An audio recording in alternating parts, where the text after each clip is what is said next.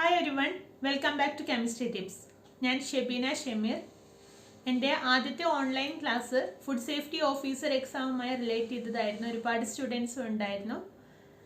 വളരെ നല്ല രീതിയിലുള്ള ഒരു കോച്ചിങ് എനിക്ക് നൽകാൻ സാധിച്ചു എന്ന് കരുതുന്നു. ഇനി ഫുഡ് സേഫ്റ്റി ഓഫീസറിന് ശേഷം ഫോറൻസിക് ഡിപ്പാർട്ട്മെൻറ്റ് നടത്തുന്ന സയൻറ്റിഫിക് ഓഫീസർ എന്ന പോസ്റ്റുമായി റിലേറ്റ് ചെയ്തിട്ടുള്ള ഓൺലൈൻ ക്ലാസ് കെമിസ്ട്രി സ്റ്റുഡൻസിന് മാത്രമായിട്ടുള്ളതാണ്. അപ്പോൾ അതിൻ്റെ ഡെമോ ക്ലാസ്സാണ് ഇന്നിവിടെ നൽകുന്നത്. ഓക്കെ, അപ്പോൾ ഇന്നത്തെ ക്ലാസ് വളരെ പ്രധാനപ്പെട്ട ഒരു ടോപ്പിക്കാണ്. അതിൻ്റെ കുറച്ച് കാര്യങ്ങളാണ് ഈ ഒരു വീഡിയോയിൽ ഉൾപ്പെടുത്തിയിരിക്കുന്നത്. ക്വാണ്ടം മെക്കാനിക്സ്, തിയററ്റിക്കൽ കെമിസ്ട്രി എന്ന ഭാഗവുമായി റിലേറ്റ് ചെയ്ത് വളരെ പ്രധാനപ്പെട്ടതും ഫോറൻസിക് ഡിപ്പാർട്ട്മെൻറ്റിൻ്റെ എക്സാമിൽ ഉൾക്കൊള്ളുന്നതുമായ ഒരു ഭാഗമാണ് ക്വാണ്ടം മെക്കാനിക്സ്. അപ്പോൾ അതിനെ റിലേറ്റ് ചെയ്തിട്ടുള്ള നമ്മുടെ ക്ലാസ്സിലേക്ക് കടക്കാം. ക്വാണ്ടം മെക്കാനിക്സ് എന്താണ്?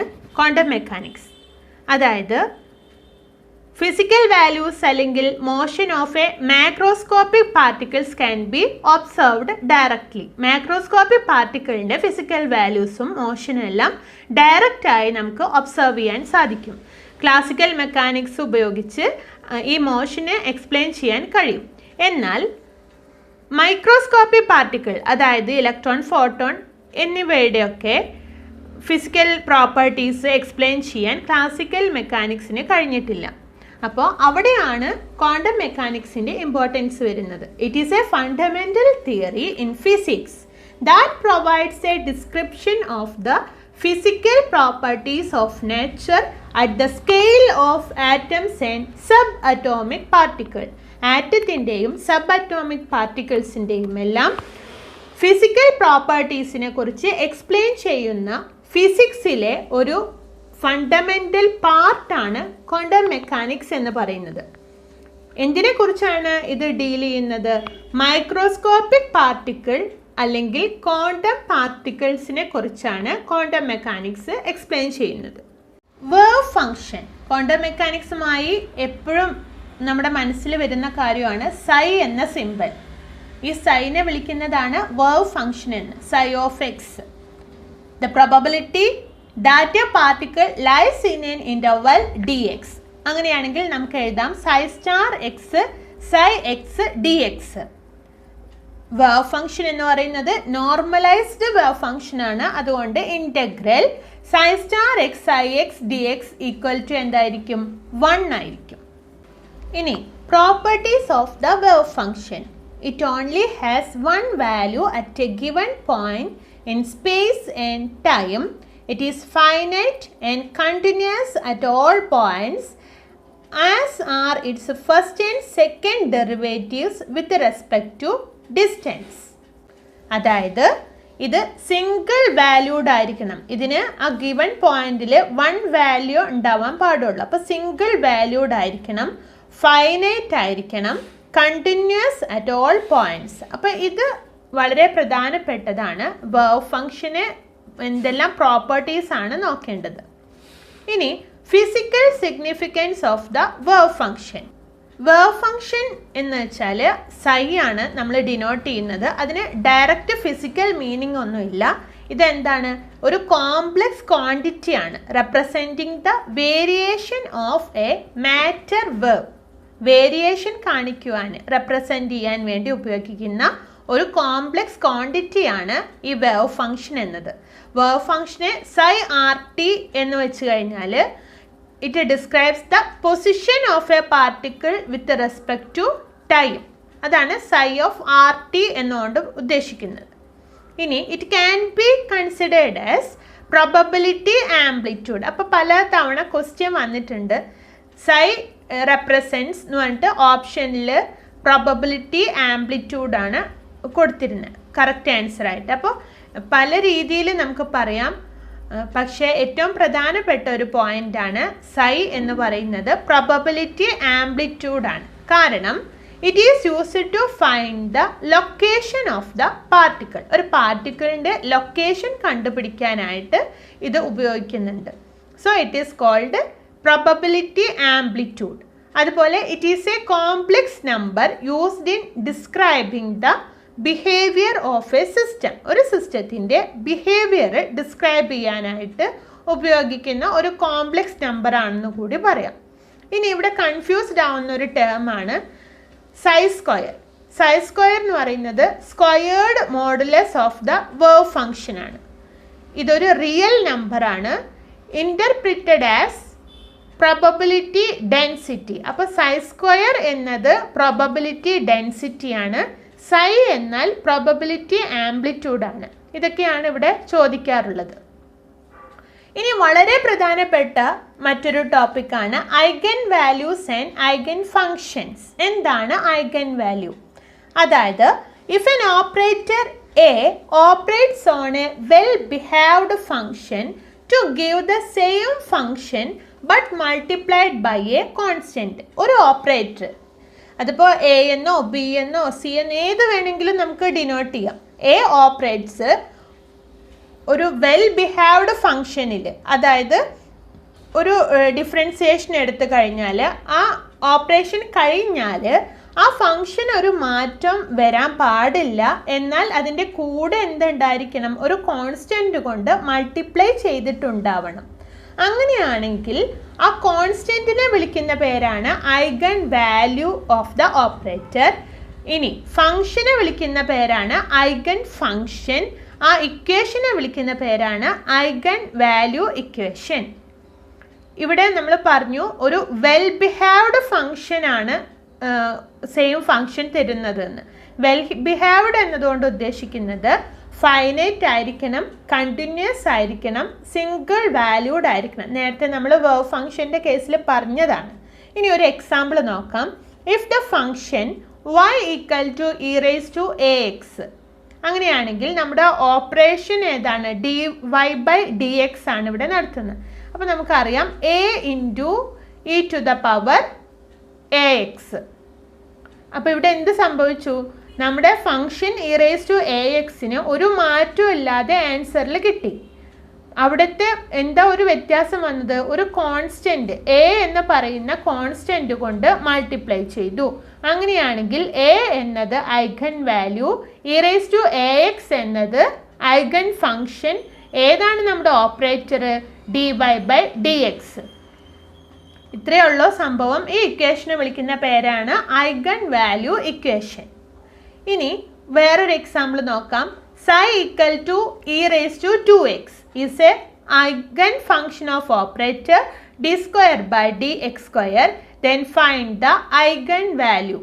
അപ്പോൾ നമ്മൾ എഴുതുകയാണ് g operator equal to d square by dx square. ക്വസ്റ്റ്യനിൽ ചോദിച്ചിരിക്കുന്നത് അതിൻ്റെ സെക്കൻഡ് ഡെറിവേറ്റീവ് ആണ്. അതായത് dy by dx എന്ന് പറയുമ്പോൾ first derivative, d square by dx square എന്ന് പറയുമ്പോൾ എന്തായി? Second derivative. അപ്പോൾ സെക്കൻഡ് ഡെറിവേറ്റീവ് നമ്മൾ കണ്ടുപിടിക്കുമ്പോൾ ഇ റേസ് ടു 2x ആണ് നമ്മുടെ ഫംഗ്ഷൻ. ആദ്യം നമുക്ക് 2 into E raise to 2x കിട്ടും. അതിനുശേഷം സെക്കൻഡ് ഡെറിവേറ്റീവ് ആകുമ്പോൾ 4 into E raise to 2x ആണ് ആൻസർ വരിക. അപ്പോൾ അവിടുത്തെ ഐഗൺ വാല്യൂ ഏതായിരിക്കും? 4 ആണ്. ഏതാണ് eigen function? E raise to 2x.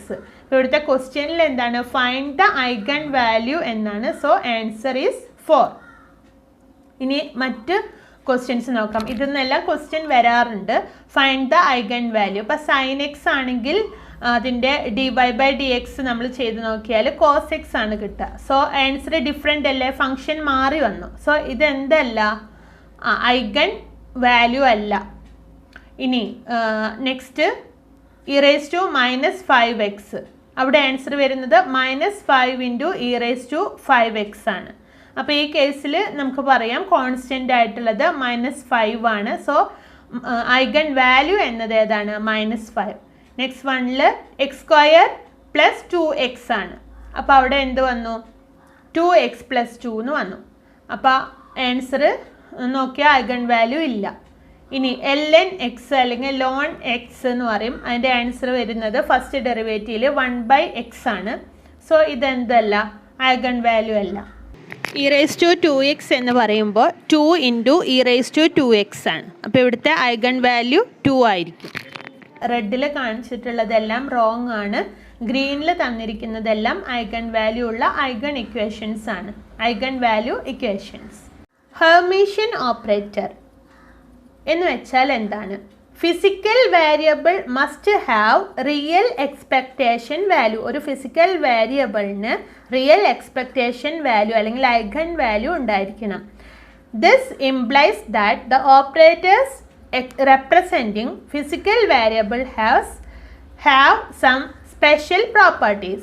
By computing the complex conjugate of the expectation value of a physical variable, we can easily show that physical operators are their own Hermitian conjugate. ഇവിടെ പറയുന്ന പ്രധാനപ്പെട്ട കാര്യം physical operator എന്നത് എന്തായിരിക്കും? അതിൻ്റെ തന്നെ Hermitian conjugate ആയിരിക്കും. അതിൻ്റെ ഒരു ഇക്വേഷനാണ് ഇവിടെ തന്നിട്ടുള്ളത്. നമുക്ക് ഇക്വേഷൻ ഒന്നും അത്ര പ്രാധാന്യം കൊടുക്കണ്ട, കോൺസെപ്റ്റ് മാത്രം ക്ലിയർ ആയിട്ടേ ഞാൻ പഠിപ്പിക്കുകയുള്ളൂ. ഡെറിവേഷൻസ് ഒന്നും നമുക്ക് ആവശ്യമില്ല. അപ്പോൾ ഇവിടെ എച്ച് പ്ലസ് എന്നത് എന്തിനോട് ഈക്വൽ ആണ്? എച്ചിനോട് ഈക്വൽ ആണ്. എന്ന് വെച്ചാൽ operators that are their own Hermitian conjugate are called Hermitian operator. H plus അല്ലെങ്കിൽ എച്ച് സ്റ്റാർ എന്ന് പറയാം. എച്ച് സ്റ്റാർ ഈക്വൽ ടു എന്താണ്? എച്ച് ആണ്. അടുത്തത് പ്രോപ്പർട്ടീസ് ഓഫ് ഹെർമീഷ്യൻ ഓപ്പറേറ്റേഴ്സ് ആണ്. രണ്ട് പ്രധാനപ്പെട്ട പ്രോപ്പർട്ടീസ് ആണ് പറയുന്നത്. ഒന്നാമത്തെയാണ് their eigen values are real. അപ്പോൾ നമ്മളൊരു ഇൻ്റഗ്രൽ പാർട്ട് എടുക്കുകയാണ്. Psi A star a cap psi a. Psi A star എന്ന് പറയുമ്പോൾ അതിൻ്റെ കോൺജുഗേറ്റ് ആണ്. അത് എന്തിനോട് ഈക്വൽ ആണ്? Psi a bracketed a cap psi a all star.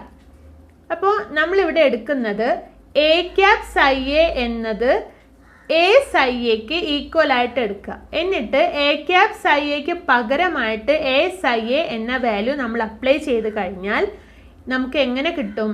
A common ആയി നമുക്ക് കോൺസ്റ്റൻ്റ് ആണല്ലോ. അപ്പോൾ ഇൻ്റഗ്രലിൻ്റെ പുറത്തേക്ക് എടുത്തു കഴിഞ്ഞാൽ a integral psi A star psi a equal to A star integral psi A star.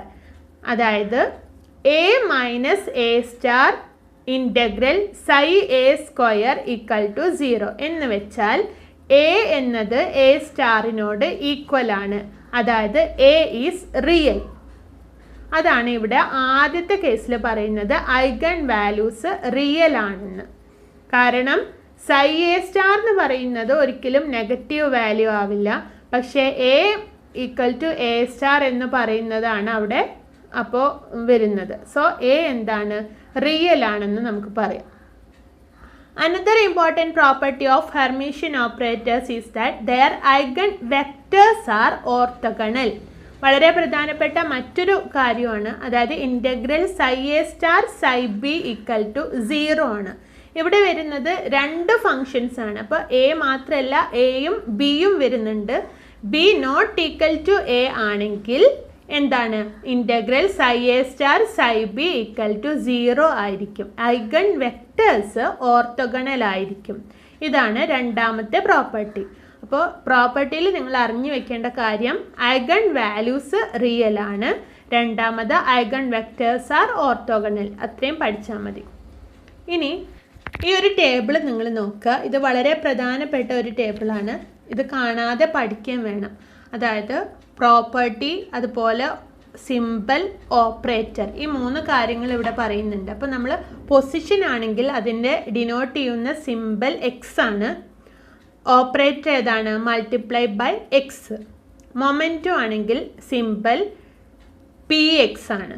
P x. Operator ഏതാണ് വരുന്നത്? മൈനസ് ഐ എച്ച് കട്ട് അല്ലെങ്കിൽ എച്ച് ക്രോസ് എന്ന് പറയും. എച്ചിൻ്റെ മുകളിലായിട്ട് ഒരു വരയുണ്ടാവും.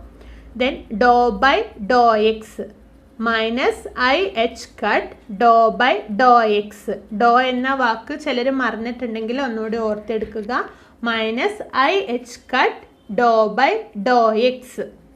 എന്താണ് ഈ എച്ച് കട്ട് അല്ലെങ്കിൽ എച്ച് ക്രോസ് എന്ന് പറയുന്നത്? അതായത് എച്ച് ബൈ 2πക്ക് പകരമായിട്ടാണ് നമ്മൾ എച്ച് കട്ട് എന്ന് പറയുന്നത്. എച്ച് ബൈ 2π എന്നാണ് അതുകൊണ്ട് ഉദ്ദേശിക്കുന്നത്. ഇനി കൈനറ്റിക് എനർജി. കൈനറ്റിക് എനർജീൻ്റെ സിമ്പിളാണ് കെ എന്നത് നമുക്കറിയാം. ദെൻ ഓപ്പറേറ്റർ വരുന്നത് minus H cut square divided by 2m into dou square by Dr X square plus dou square by dou y square plus dou square by dou z square, that is equal to minus h cut square by 2m del square. എന്താണ് del എന്ന് പറയുന്നത്? Laplacian operator ആണ്. അതായത് del എന്ന് പറയുന്നത് doh by Dr x plus doh by Dr y plus doh by Dr z ആണ്. ഡെല്ലിൻ്റെ square of the del operator is called del square. Del സ്ക്വയറിനെ വിളിക്കുന്ന പേരാണ് ലാപ്ലേസിയൻ ഓപ്പറേറ്റർ എന്ന്. അപ്പോൾ ഡെൽ സ്ക്വയർ നമുക്ക് ഇക്വേഷനിൽ അപ്ലൈ ചെയ്താൽ എങ്ങനെ കിട്ടും? Kinetic energy equal to minus H cut square by 2m. അപ്പോൾ നിങ്ങളോട് ചോദിക്കാം, ക്വസ്റ്റ്യൻ വരാം, ചിലപ്പോൾ എച്ച് കട്ടിന് പകരം h/2π എന്ന രീതിയിലായിരിക്കും ഓപ്ഷൻ ഉണ്ടാവുക. അപ്പോൾ ഈ എച്ച് കട്ട് മാറ്റി നമ്മൾ h/2π സ്ക്വയർ ആക്കി മാറ്റുകയാണെങ്കിൽ നമ്മുടെ ഇക്വേഷൻ എങ്ങനെയായി മാറും?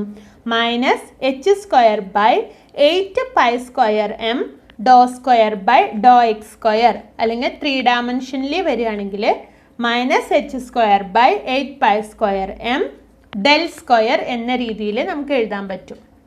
ഇനി പൊട്ടൻഷ്യൽ എനർജി വി ആണ്. വി 3 ഡയമെൻഷൻ ഉണ്ടെങ്കിൽ എക്സ് വൈ സെഡ്, അല്ലെങ്കിൽ 1 ഡയമെൻഷൻ ആണെങ്കിലോ വി ഓഫ് എക്സ് എന്നേ പറയൂ. 3 ഡയമെൻഷനിലാകുമ്പോൾ v of x y z, it is multiplied by v x y z. അപ്പോൾ വി തന്നെയാണ് പൊട്ടൻഷ്യൽ എനർജിക്ക് പറയുന്നത്. അപ്പോൾ നമുക്ക് ടോട്ടൽ എനർജി എന്ന് എങ്ങനെ കണ്ടുപിടിക്കാം? പൊട്ടൻഷ്യൽ എനർജിയുടെയും കൈനറ്റിക് എനർജിയുടെയും സമ്മാണ് total energy. So h cap equal to minus H cut square by 2m del square plus v of x y z. ഇത് 3 ഡയമെൻഷനിലാവുമ്പോഴാണ്. അപ്പോൾ നേരത്തെ പറഞ്ഞു കൈനറ്റിക് എനർജി തന്നെ 1 ഡയമെൻഷനിലാവുമ്പോൾ നമുക്ക് ഡോ സ്ക്വയർ ബൈ ഡോ എക്സ് സ്ക്വയറിന് മാത്രമേ വരുള്ളൂ. വൈയും സെഡും അവിടെ ഉണ്ടാവില്ല. അപ്പോൾ ലാപ്ലേസിയൻ ഓപ്പറേറ്റർ അവിടെ ഉപയോഗിക്കേണ്ട കാര്യമില്ല. അപ്പോൾ അത് നിങ്ങൾ മനസ്സിലാക്കി വയ്ക്കുക. അടുത്തതാണ് ആംഗുലാർ മൊമെൻറ്റം. ആംഗുലാർ മൊമെൻറ്റം എന്ന് പറയുമ്പോൾ ഡിനോട്ട് ചെയ്യുന്ന സിമ്പിൾ എൽ ആണ്. എൽ എക്സ് എന്ന് പറഞ്ഞാൽ എങ്ങനെ കണ്ടുപിടിക്കാം? Minus I H cut into Y D dou by Dr Z minus Z Dr by Dr Y. ഇത് കാണുമ്പോൾ ബുദ്ധിമുട്ടാണെങ്കിലും നമുക്ക് വളരെ ഈസി ആയിട്ട് കണ്ടുപിടിക്കാവുന്നതാണ്. അതായത് എൽ എക്സ് ആണ് നമ്മൾ എടുക്കുന്നതെങ്കിൽ അവിടെ വരുമ്പോൾ എക്സ് ഇല്ലാത്ത ഇക്വേഷനാണ് നമുക്ക് കിട്ടുക. അപ്പോൾ y p z minus z p y എന്ന രീതിയിലാണ് കിട്ടുന്നത്. അതിന് നമ്മൾ പി എന്ന് പറയുന്നത് നമ്മുടെ മൊമെൻറ്റം ആണ്. മൊമെൻറ്റത്തിൻ്റെ വാല്യൂ അവിടെ അപ്ലൈ ചെയ്താലാണ് ഈ പറയുന്ന ഇക്വേഷനിലേക്ക് എത്തുന്നത്. അപ്പോൾ എൽ എക്സ് ഈക്വൽ ടു എന്തായി മാറും? Minus I H cut. I h കട്ടിന് പകരം നമുക്ക് വേണമെങ്കിൽ h/2π i എന്ന രീതിയിൽ എഴുതാം. അപ്പോൾ എന്തായി മാറും? h/2π i y doh by Dr Z minus Z Dr by Dr y. അല്ലെങ്കിൽ എങ്ങനെ എഴുതാം? Minus I H cut of y doh by Dr Z minus Z Dr by Dr y. വളരെ ഈസി ആയിട്ട് കണ്ടുപിടിക്കാം. അതായത് എൽ എക്സ് ആണല്ലോ, അപ്പോൾ നമ്മുടെ ആൻസറിൽ എക്സ് ഉണ്ടാവില്ല. മുകളിൽ ഉണ്ടാവുന്നത് വൈയും മൈനസ് സെഡും ആണ്. വൈ ആണ് മുകളിൽ തന്നിരിക്കുന്നതെങ്കിൽ ഡിനോമിനേറ്ററിൽ ആരാ ഉണ്ടാവുക? സെഡ് ആണ്. മൈനസ് പാർട്ടിലും സെഡ് മുകളിലുണ്ടെങ്കിൽ ഡിനോമിനേറ്റർ പാർട്ടിൽ ആരുണ്ടാവും? വൈ ഉണ്ടാവും. അപ്പോൾ ആൻസർ പാർട്ടിൽ എക്സ് ഉണ്ടാവില്ല. അപ്പോൾ നമുക്ക് ഈസി ആയിട്ട് അറിഞ്ഞൂടെ? L x equal to minus I H cut of y doh by Dr Z minus Z Dr by Dr y. ഇതേപോലെ നമുക്ക് എൽ വൈ എൽ സെഡ് ഒക്കെ കണ്ടുപിടിക്കേണ്ടി വരും. അപ്പോൾ എൽ വൈ ആണെങ്കിൽ എന്ത് സംഭവിക്കും? മൈനസ് ഐ എച്ച് കട്ട് വരും. അതിനുശേഷം വൈ പാർട്ട് എന്നത് എന്തായി മാറും? സെഡ് ആവും. വൈക്ക് പകരം z Dr by Dr x വരും, minus x doh by Dr z വരും. അതൊക്കെ ഡീറ്റെയിൽ ആയിട്ട് ഇനി ക്ലാസ്സിൽ നമുക്ക് പഠിക്കാം. ഇതേപോലെ തന്നെ സെഡ് പാർട്ടും നമുക്ക് കണ്ടുപിടിക്കാം. അതായത് L z equal to minus I H cut of x doh by Dr y minus y doh by Dr x. അപ്പോൾ നമ്മൾ ഓർക്കേണ്ട കാര്യം എന്താ, നമ്മളെ ക്വസ്റ്റ്യനിൽ ഏതാണോ സെഡിൻ്റെ ആണോ കണ്ടുപിടിക്കേണ്ടതെങ്കിൽ സെഡ് നമ്മുടെ ആൻസറിൽ ഉണ്ടാവില്ലല്ലോ, പിന്നെ എക്സും വൈയും ഉണ്ടാവുക. എക്സ് മേലെ ഉണ്ടെങ്കിൽ ഡിനോമിനേറ്ററിൽ വൈ ആയിരിക്കും, വൈ മേലെയാണെങ്കിൽ ഡിനോമിനേറ്ററിൽ എക്സ് ആയിരിക്കും. അതിൻ്റെ ഡിഫറൻസ് കണ്ടുപിടിക്കാം. വളരെ ഈസി ആയിട്ട് ഒരെണ്ണം എഴുതിയാൽ നമുക്ക് മറ്റേതൊക്കെ മനസ്സിലാവും. അപ്പോൾ ഈ ഒരു ടേബിൾ വളരെ പ്രധാനപ്പെട്ടതാണ്. ഇതിൽ നിന്ന് momentum, kinetic energy, potential energy, total energy, angular momentum, ഇത്രയും കാര്യങ്ങൾ ചോദിച്ചാൽ നിങ്ങൾക്ക് ഈസി ആയിട്ട് എഴുതാൻ പറ്റും. Next one, time dependent Schrödinger equation. അതിൻ്റെ ഡെറിവേഷനൊന്നും നമുക്ക് ആവശ്യമില്ല, ഇക്വേഷനാണ് പഠിക്കേണ്ടത്. ജസ്റ്റ് ഇവിടെ ഒന്ന് ഞാൻ ഡെറിവേഷൻ പറഞ്ഞിട്ടുണ്ട്, അതൊന്നും പഠിക്കേണ്ട കാര്യമില്ല. ടൈം ഡിപ്പെൻഡൻറ്റും ഉണ്ട്, ടൈം ഇൻഡിപെൻഡൻറ്റും ഉണ്ട് കേട്ടോ. അപ്പോൾ wave equation for a free particle moving in x direction അങ്ങനെയാണെങ്കിൽ psi equal to a into E to the power minus i by h cut e t minus p x. E എന്ന് പറയുന്നത് total എനർജിയാണ്, p momentum of the particle. എന്നിട്ട് അതിനെ differentiate ചെയ്യുക, 2 തവണ, അതായത് second derivative കണ്ടുപിടിക്കണം. ഇനി എനർജി എന്ന് പറഞ്ഞാൽ കൈനറ്റിക് എനർജി പ്ലസ് പൊട്ടൻഷ്യൽ എനർജിയാണ്. അപ്പോൾ നമുക്കറിയാം E is equal to p square by 2m plus V x t. അതിൽ നിന്നും ഇക്വേഷൻസ് എല്ലാം സോൾവ് ചെയ്ത് വന്നാൽ നമുക്ക് കിട്ടുന്നത് i H cut doh psi by doh t equal to minus H cut square by 2m doh square psi by Dr X square plus V psi. This is the time dependent Schrodinger's wave equation for a particle in one dimension. x എന്ന് പറയുന്ന ഡയറക്ഷനിലാണ് ഇവിടെ പറയുന്നത്. അപ്പോൾ so 1 dimensional equation ആണ്. അടുത്തതാണ് time independent ശ്രോഡിഞ്ചർ equation. ഇവിടെ എന്താ പറയുന്നത്, 1 dimensional wave equation for the waves associated with a moving particle is psi of xt equal to a into e to the power minus I by h cut e t minus px and psi of x t equal to 0 equal to a into e to the power 2 pi I by lambda of x. psi എന്ന് വെച്ചാൽ wave amplitude, a maximum amplitude, lambda is the wavelength, k എന്ന് പറഞ്ഞാൽ kinetic energy, ഈ total energy, V potential energy. അങ്ങനെ നമ്മളിത് solve ചെയ്ത് കഴിഞ്ഞാൽ നമുക്ക് കിട്ടും d square psi by D x square plus 8 pi square m by h square into e minus v into psi equal to 0. ഇതാണ് 1 ഡയമെൻഷനിലുള്ള ഇക്വേഷൻ. അതിനെ നമ്മൾ 3 ഡയമെൻഷനിലേക്ക് ആക്കി മാറ്റുമ്പോൾ എക്സും വൈയും സെഡും വരും. ഇവർ 3 പേരും വന്ന ഡെൽ സ്ക്വയർ വരും. അപ്പോൾ എന്താ equation, doh square psi by Dr X square plus doh square psi by Dr y square plus doh square psi by Dr z square plus 8 pi square m by h square into e minus v into psi equal to 0. അല്ലെങ്കിൽ ഒന്നുകൂടി ഷോർട്ടായിട്ട് എങ്ങനെ എഴുതാം, del square psi plus 2m0 by h cut square into e minus v into psi equal to 0. This is the time independent Schrodinger's wave equation for a particle in 3 dimensional space. ഇനി free particle ആണെങ്കിൽ വിയുടെ value 0 ആയിരിക്കും, potential energy 0 ആയിരിക്കും. So the Schrödinger equation of the free particle എന്ന് പറയുമ്പോൾ എന്തായി മാറും, ആ വി പാർട്ട് അവിടെ ഉണ്ടാവില്ല. So del square psi plus 2m0 by h cut square e psi equal to 0. അപ്പോൾ ഓപ്പറേറ്റർ ആണെങ്കിലും മറ്റു കാര്യങ്ങളും അങ്ങോട്ടും ഇങ്ങോട്ടൊക്കെ സിമ്പിൾ ഇപ്പം എമ്മിന് പകരം വേറെ ആയിരിക്കും. അപ്പോൾ അത് കോൺസെപ്റ്റ് നിങ്ങൾ ക്ലിയർ ആക്കി വെക്കുക. എങ്ങനെ ചോദിച്ചാലും ആൻസർ കറക്റ്റായിട്ട് എഴുതാൻ സാധിക്കണം. അപ്പോൾ ഇതാണ് time independent wave equation. Equations മാത്രമേ നിങ്ങൾ പഠിക്കേണ്ടതുള്ളൂ, ഡെറിവേഷൻസ് ഒന്നും ആവശ്യമില്ല. അടുത്തതാണ് commutating operator. Two operators commute if their orders of application does not change the result. നമുക്ക് alpha beta F of x minus beta alpha F of X എന്ന് പറയുന്നത് 0ക്ക് equate ചെയ്ത് എഴുതാം.